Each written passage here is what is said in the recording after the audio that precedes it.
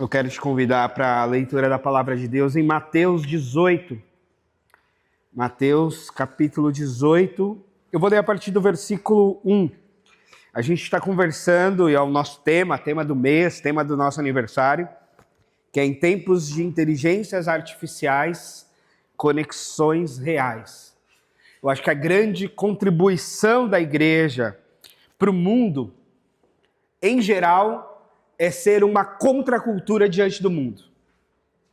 A grande contribuição da igreja ao longo da história é ser contracultural. É olhar para o que está acontecendo no mundo e propor um outro caminho, um outro jeito, uma outra forma. E parece que foi esse o ministério de Jesus. Eu gosto muito do livro do John Stott, quando ele faz um comentário do Sermão do Monte, e o título do livro é esse, Contra a Cultura Cristã. E ele trabalha ali o Sermão do Monte. E ao longo da história, me parece que a igreja deu boas respostas quando ela observou a realidade do mundo, mas não embarcou junto. Ela observou e se voltou para a palavra de Deus e ofereceu alternativas bíblicas, alternativas a respeito da vontade de Deus e não no fluxo geral do mundo. E quando a gente pensa nessa realidade, nesse fluxo novo das inteligências artificiais, esse avanço da internet de várias formas, a gente entende, usa, considera, observa, mas olha com cuidado para certas práticas, para certo estilo de vida, para certo fluxo das coisas e propõe um caminho que faça sentido segundo a palavra de Deus. E para nós essas conexões reais é o que mais nos faz sentido. E sendo uma comunidade, uma igreja ainda pequena, ainda na infância, né, como uma comunidade de 7 anos, nós temos essa oportunidade, de fato, de fortalecer essas conexões reais. O que nos grandes auditórios se torna uma coisa quase impossível, nós podemos e devemos investir e facilitar esse caminho da conexão real, das amizades espirituais, da partilha, do café e por aí vai. Então é nisso que a gente está acreditando e é essa a motivação, então, desse nosso tema do mês. Vamos para Mateus 28. Mateus 28, a palavra de Deus diz o seguinte, olha só. Naquele momento, eu vou ler a partir do versículo 1, tá? Eu tinha posto no slide só a partir do 5, mas eu vou ler a partir do 1. Naquele momento, os discípulos chegaram a Jesus e perguntaram, quem é o maior no reino dos céus? Jesus, chamando uma criança, colocou-a no meio deles e disse, lhes asseguro que a não ser que vocês se convertam e se tornem como crianças, jamais entrarão no reino dos céus. Portanto, quem se faz humilde como esta criança, este é o maior do reino dos céus. Quem recebe uma dessas crianças em meu nome, está me recebendo.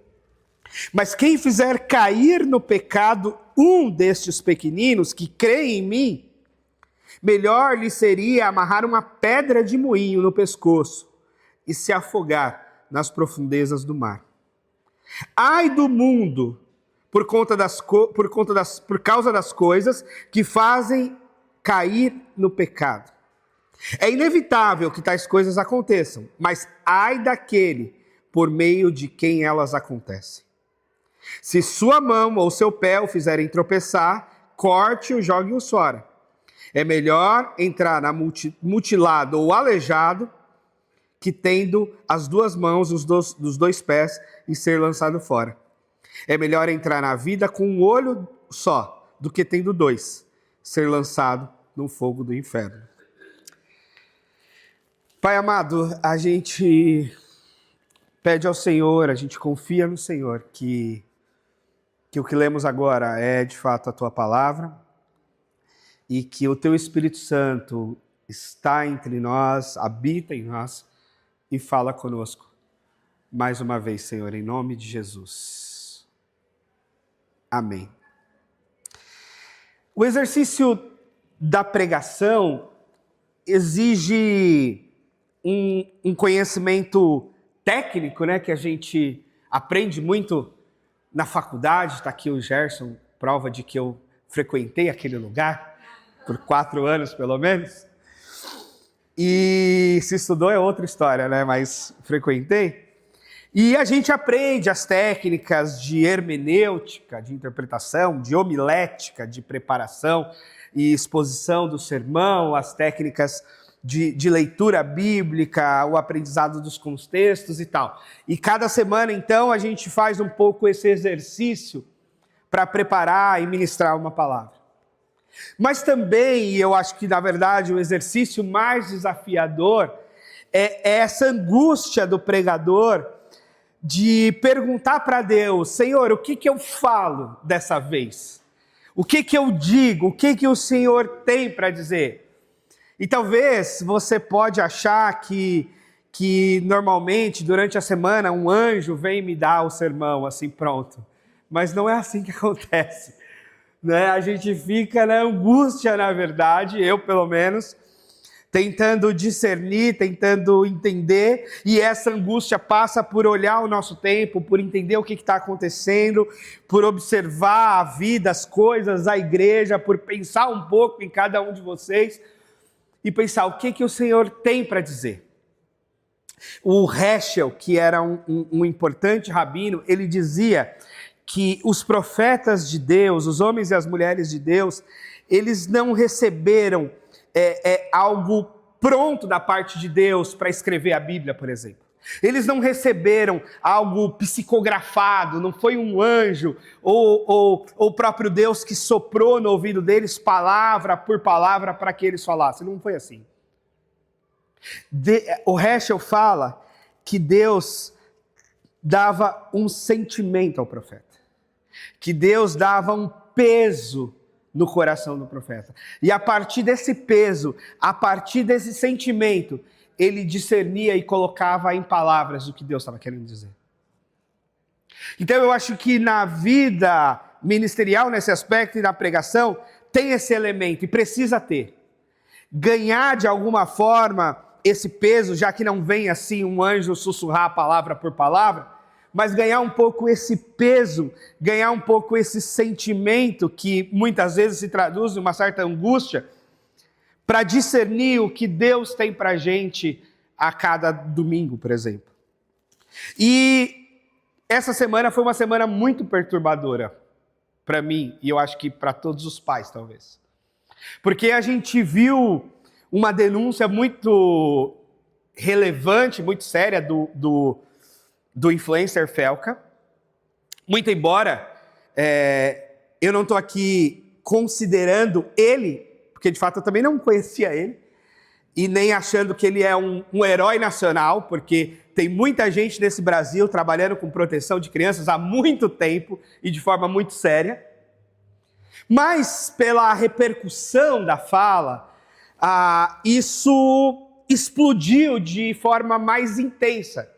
E isso é uma realidade do nosso tempo, né? Às vezes você tem uma construção dia a dia, histórica, ONGs, instituições, políticos sérios, eventualmente, que trabalham nisso há anos a fio e que nada repercute muito. Mas aí chega alguém que tem visibilidade, que sabe mexer com as redes, com os algoritmos e fala um negócio e o negócio explode. Essa é só mais um sintoma dessa realidade, né? Entre aquilo que é uma construção que às vezes demora muitos anos e sequer tem tanta visibilidade, e aquilo que acontece de repente numa fala e isso explode. Então eu não quero tornar um herói da pátria alguém que tem muitos views simplesmente. Mas trouxe um elemento de denúncia muito relevante e muito sério, que é isso que foi chamado de adultização, e que por vezes se traduz ou se denigre em degeneração e de sexualização das nossas crianças. Eu já citei aqui uma frase que me marcou muito no documentário Dilema das Redes, que eu assisti no Netflix, E no Dilema das Redes, a frase mais marcante para mim foi: se você usa, e você usa a rede social, e você não paga para usar esse produto, na verdade o produto é você. Você é o produto que a rede... Não é você que usa a rede social, você é o produto que a rede social usa. E isso é muito sério, porque as pessoas começaram a usar a si mesmo como produtos, e ok, quando isso é feito por adultos, mas começamos a usar as crianças como produto e vender. Porque a internet, e especialmente a rede social, se tornou um grande camelódromo, um grande mercadão, uma grande feira onde se vende de tudo. Onde se vende bons produtos, onde se vendem maus produtos, onde se vende coisas boas que de fato ajudam algumas pessoas, onde se vendem coisas péssimas que matam outras pessoas. E aí o que ele denuncia é que por vezes as crianças se tornam este produto da venda, de forma intencional, por aqueles que manipulam bem esses algoritmos e essas formas, e de forma não intencional, de quem simplesmente acha bonitinho e curte ter muitos likes e muitas curtidas. E aí eu confesso para vocês que aquilo que o Felca trouxe no vídeo me despertou, inclusive, para a minha realidade de pai. Porque, por exemplo, quando eu me tornei pai, eu percebi isso nas minhas próprias redes.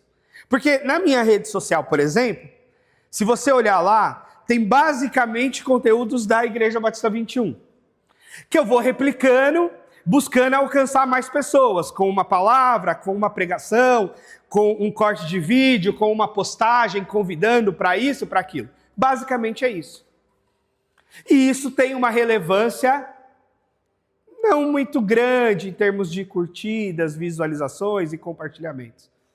Mas houve um momento em que eu percebi que quando eu colocava os vídeos legaizinhos ou as fotos mais bonitas do meu filho, e especialmente mais bebê, isso repercutia muito mais.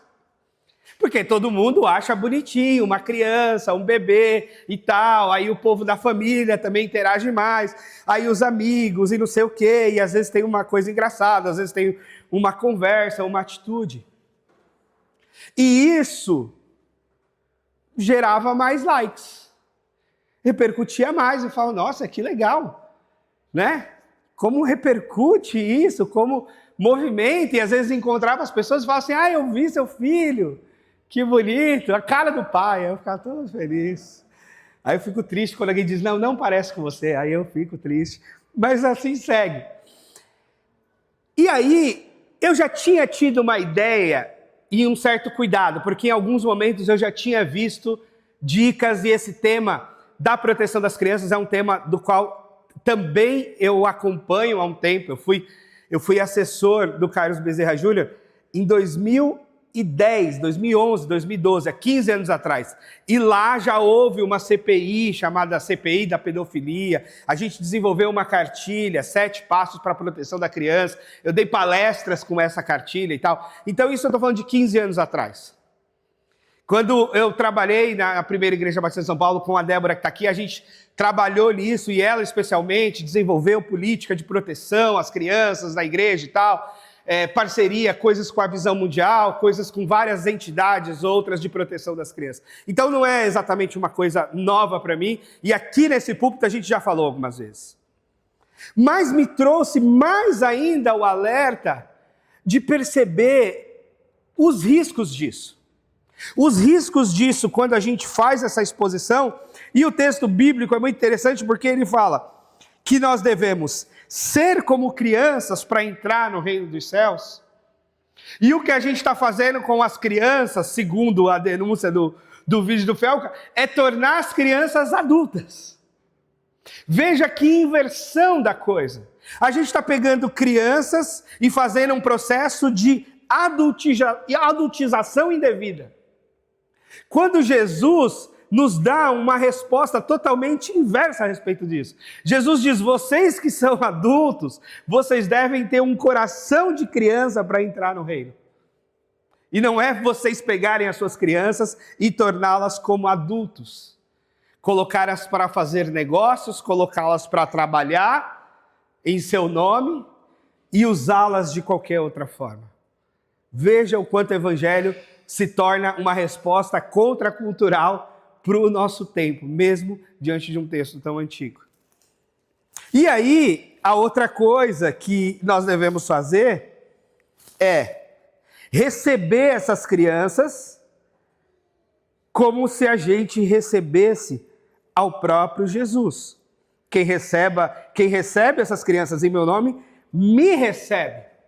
Mas quem fizer cair um deles em pecado, melhor seria amarrar uma pedra de moinho, que é uma pedra gigante, no pescoço e se afogar nas profundezas do mar.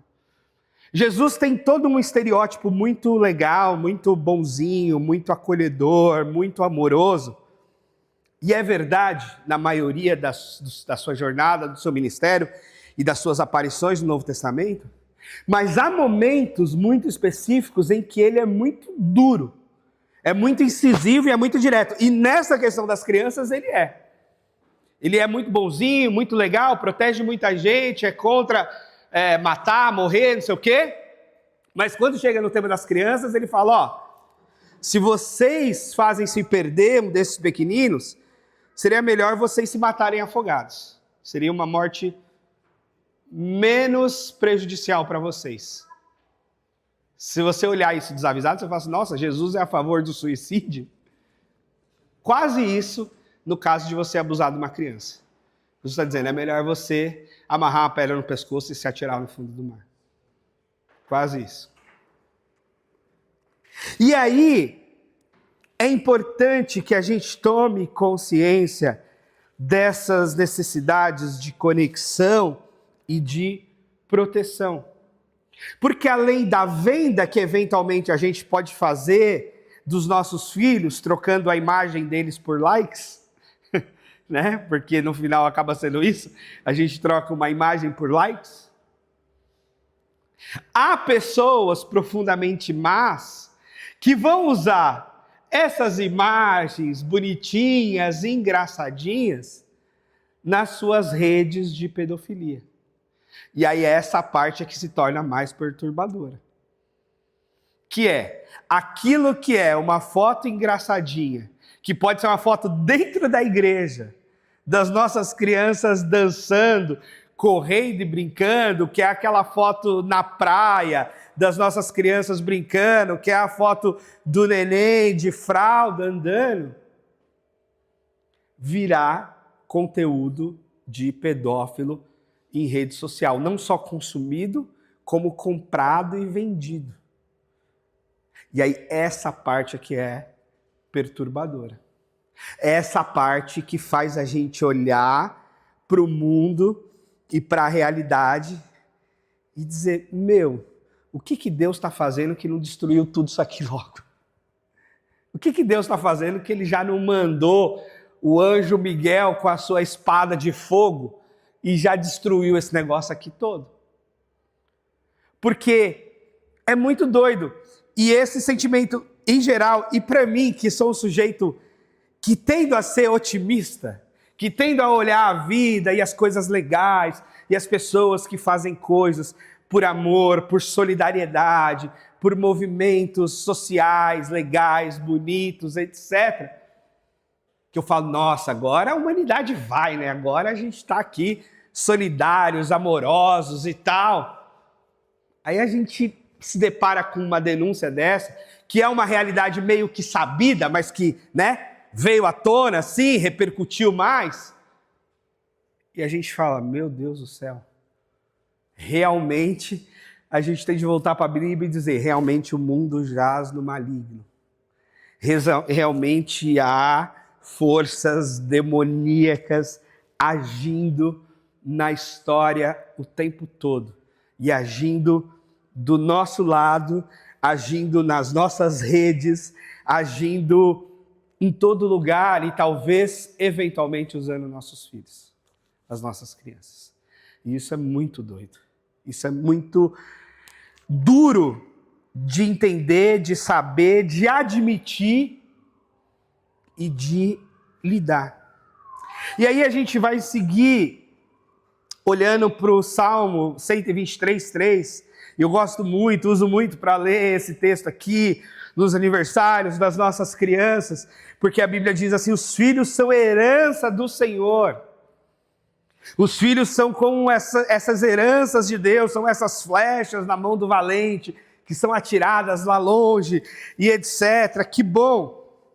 Mas uma interpretação também da gente entender que os nossos filhos são herança do Senhor, que não nos pertence, mas que eles foram confiados por Deus a nós, para nós cuidarmos deles. Deus nos deu, não com um sentido de domínio, e logo esse filho é meu e eu faço com ele o que eu bem quero, como se ele fosse um objeto, um boneco, ou um produto para eu vender nas redes.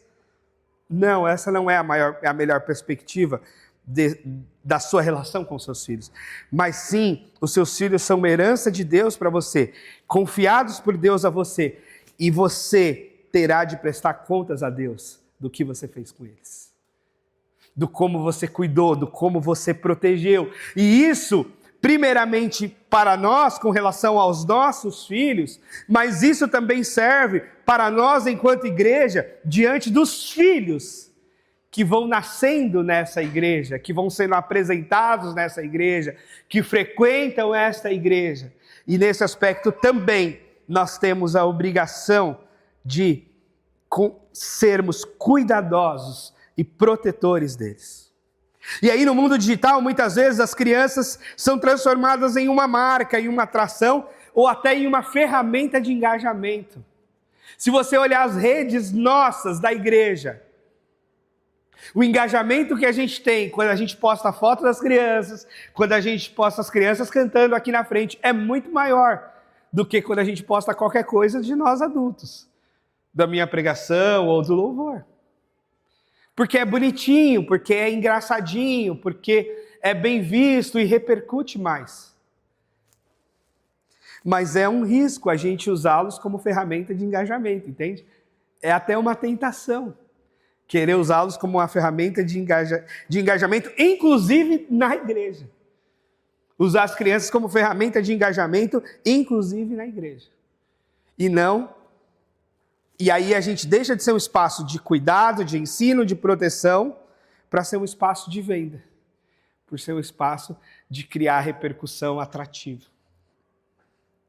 Isso banaliza a dignidade e abre as portas para os abusos e para as distorções.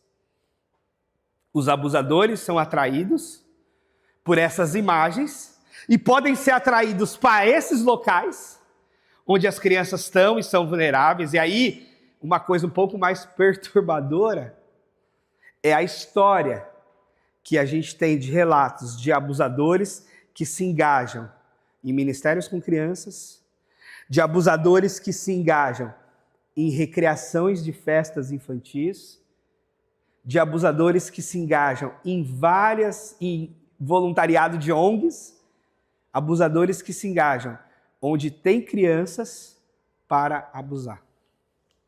Ó que negócio perturbador.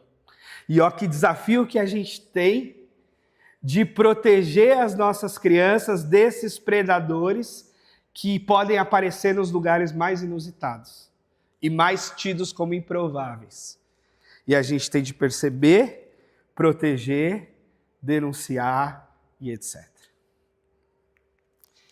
Então, antes de postar qualquer coisa sobre a sua criança, sobre outras crianças, ou sobre qualquer pessoa, mas a gente está falando especialmente de crianças, questione a si mesmo se isso protege ou expõe, se isso constrói ou explora os nossos filhos. Se você quer vender um produto nas redes, não considere os seus filhos ou crianças ao seu redor como um desses produtos. Pelo amor de Deus. Considere, tome cuidado, proteja. Eu estava ouvindo essa semana um podcast de uma especialista em cuidado e ela falando que, inclusive, as redes abertas são um grande perigo, porque trazem esses conteúdos, mas até uma rede fechada, como o WhatsApp, também é perigoso, porque a imagem que você posta ali num grupo de família repercute de um jeito descontrolado. Porque aquele grupo de família pode ter uma pessoa que postou no outro grupo, que mandou para outro grupo, que mandou para outro grupo, que caiu num lugar que você não sabe onde.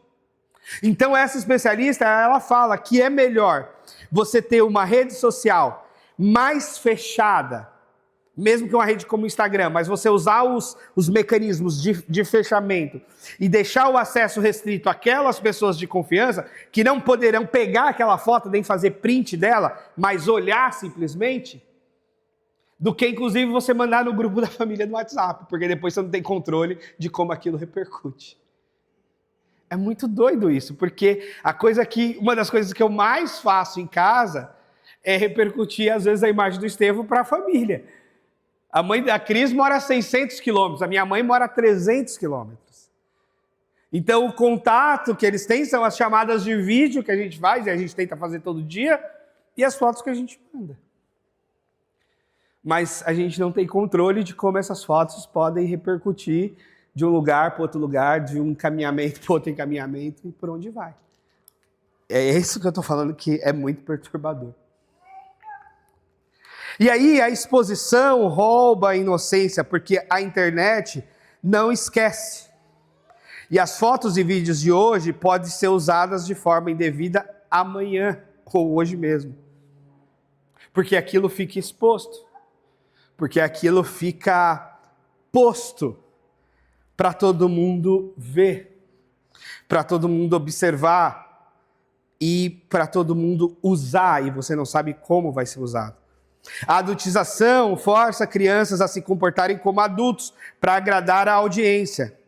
Isso é emocionalmente e espiritualmente prejudicial. Aí entra num outro campo, né? Nesse campo da adultização. Inclusive da adultização no ambiente da igreja, né? Os pregadores mirins são exemplos dessa adultização. Crianças falando e agindo como se fossem adultos, e isso repercute. E pode equivocadamente encantar a própria criança, sim, porque se a repercussão, uma certa fama na internet pode encantar nós que somos adultos, o que dirá as crianças, que não têm o seu cérebro bem formado para fazer o devido filtro e julgamento dessa repercussão.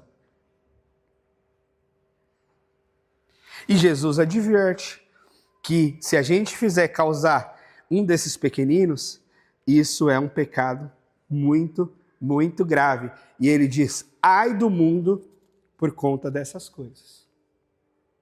Então toda vez que eu começo a achar assim eu acho que não deveria ter inferno, né? Eu acho que deveria ter só o céu, ter só a salvação para todo mundo. Mas quando eu olho essas coisas, eu falo assim, não, precisa ter um inferno mesmo. Precisa. Tem um pessoal que precisa ir para lá, não tem jeito. Então, a gente tem que evitar postar as nossas crianças em trajes íntimos, em situação de vulnerabilidade ou que revelem localização. É perigoso marcar localização para que as pessoas não vejam as rotinas dos nossos filhos, onde eles estão, que hora eles chegam, que horas eles saem. Olha, a gente precisa ter esse nível. E é por isso que eu falo, isso é perturbador.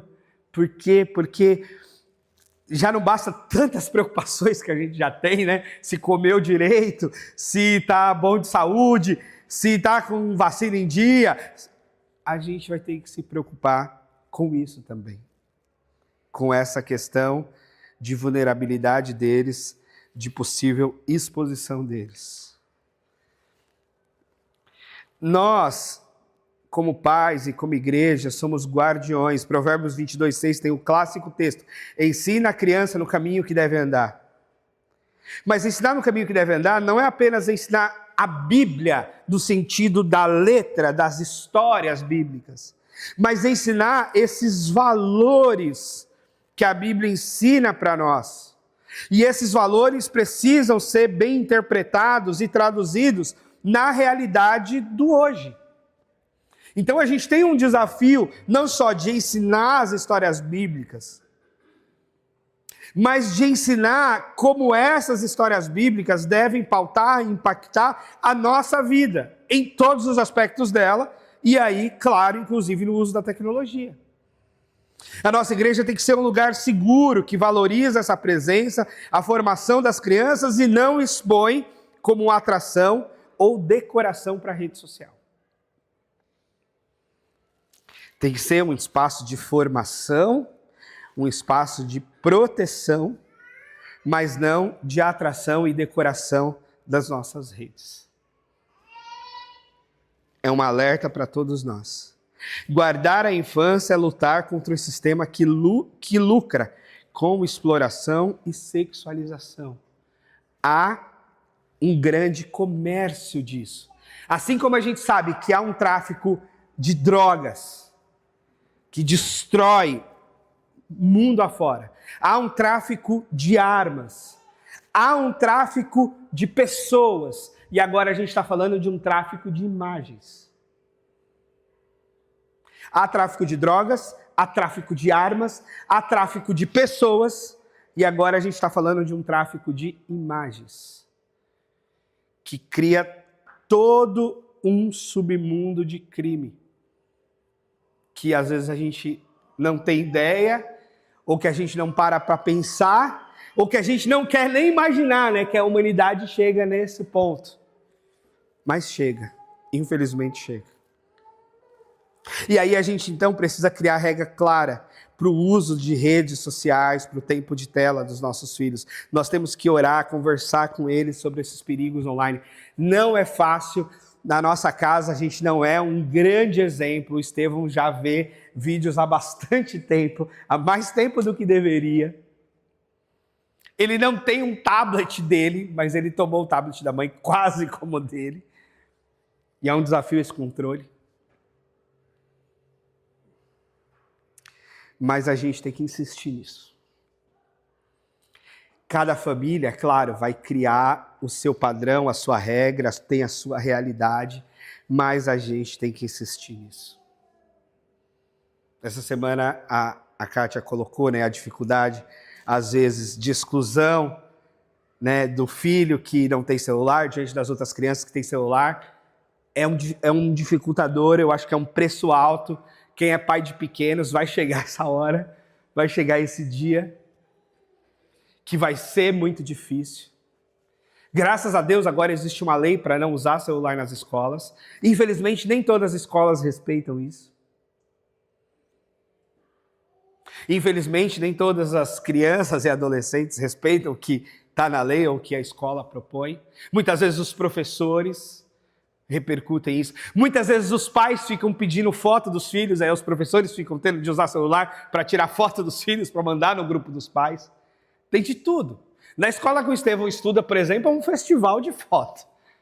O grupo de pais tem foto o tempo todo, o dia todo. E quando eu fui falar com a diretora, ela falou que os pais ficam pedindo. E aí os professores trabalham com o celular, tirando foto para mandar no grupo dos pais.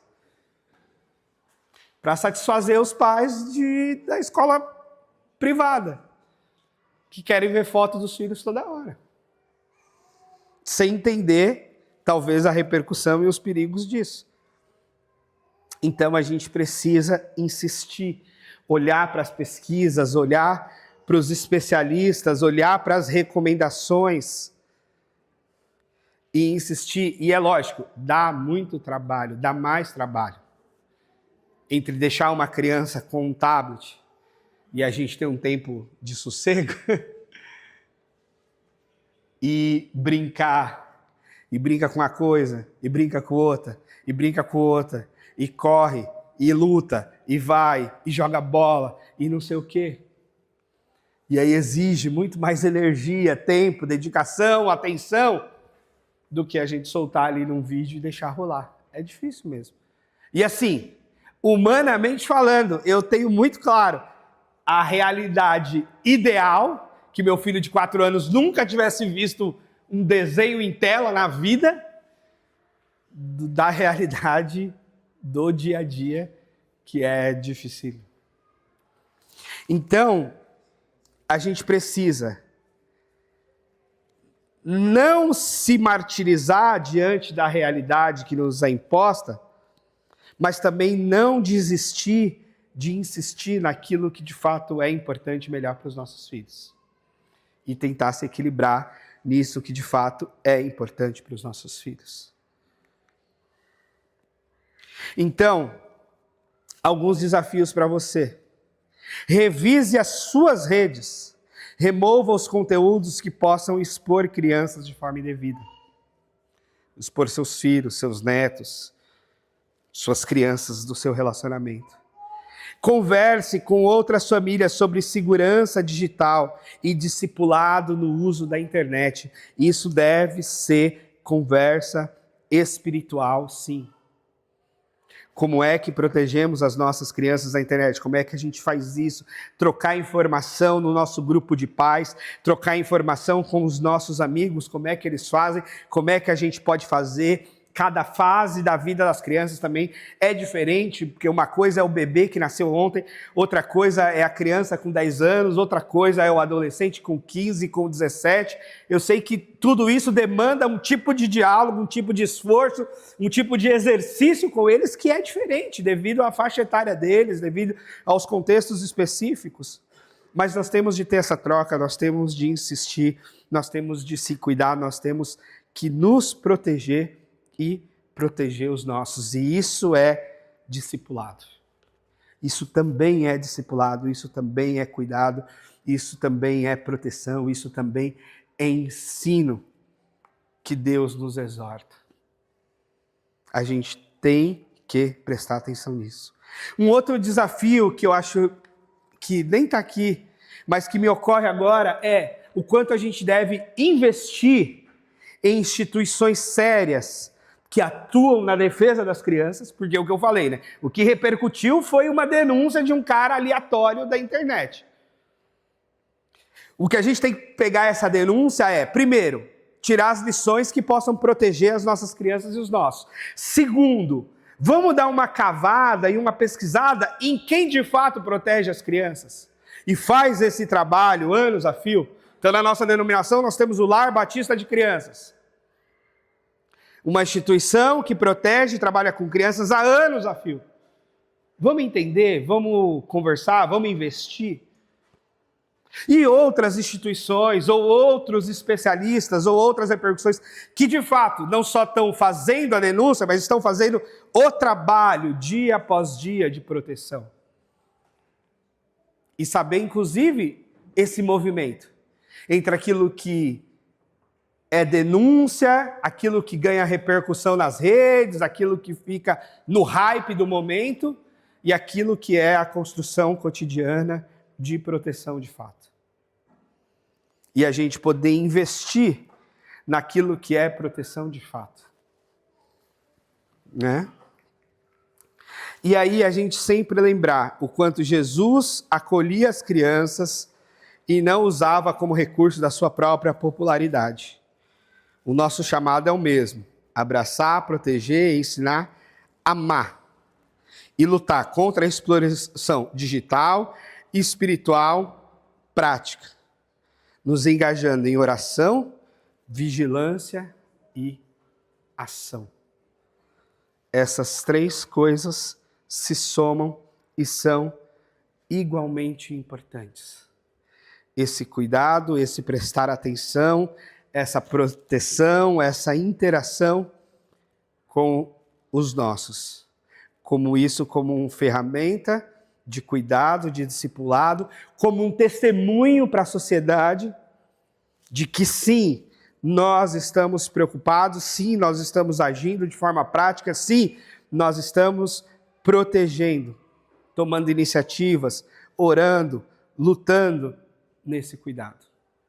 Que isso para nós não vai ser uma bandeira para repercutir nas redes, que isso não vai ser só um hype do momento, mas que isso vai ser de fato um compromisso da nossa própria existência como igreja, como cristãos no mundo e na sociedade. A gente poder dar testemunho ao mundo desse cuidado, dessas iniciativas, dessa proteção. E entender que isso faz parte do nosso compromisso com Deus. Nós temos um compromisso com Deus e um Deus que manda que a gente proteja os menos favorecidos, os mais vulneráveis. E dentre os mais vulneráveis, com certeza as crianças são mais. São os que mais carecem da nossa atenção, da nossa proteção, diante daquilo que eles se tornarão ou não no futuro. Sim, porque abusos marcam a vida de crianças para sempre. Como pastor, eu já escutei nem um, nem dois, nem três histórias gravíssimas de abusos. E isso repercute muito. E há uma luta dessas pessoas para perdoar, para se perdoar, para trabalhar isso, para ressignificar e para seguir a vida depois dessas coisas. Então, é um desafio que não é pequeno, mas com a graça de Deus, a gente tem que tornar toda essa perturbação, ou todo esse incômodo, ou todo esse hype do assunto, nesse caminho prático, nesse caminho que de fato fará sentido, de investir em instituições sérias que de fato protegem e de nós protegermos efetivamente os nossos.